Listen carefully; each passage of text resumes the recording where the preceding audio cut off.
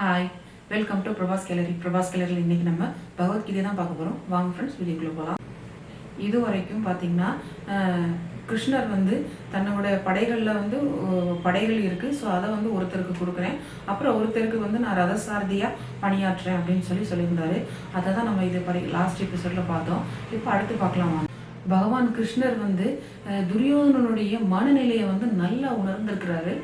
அதனால அவர் என்ன நினைச்சாருன்னா, எப்படியும் துரியோதனன் தங்கிட்ட இருக்கிற படைகளை தான் கேட்பான் அப்படிங்கறத அவர் நல்லா தெரிஞ்சு வச்சிருந்தாரு. அதே மாதிரியே துரியோதனனுமே கிருஷ்ணா, உங்ககிட்ட இருக்கிற படையை மட்டும் எனக்கு கொடுத்து உதவுங்க, அது போதும் அப்படின்னு சொல்றாரு.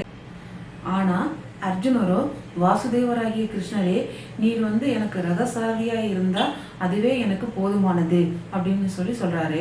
ஒரு அக்ரோனி படை அப்படின்னா என்னன்னாக்கா, தேர் 10, யானை 10, குதிரை 30, காவலால் 50, இவை எல்லாமே சேர்ந்ததுதான் ஒரு பத்தி அப்படிங்கிறது தான்.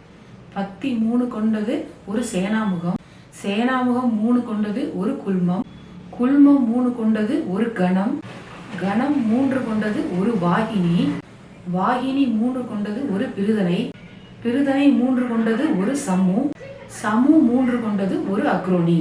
ஆக ஒரு அக்ரோனினுடைய எண்ணிக்கை 2,18,700 என்பதாகும்.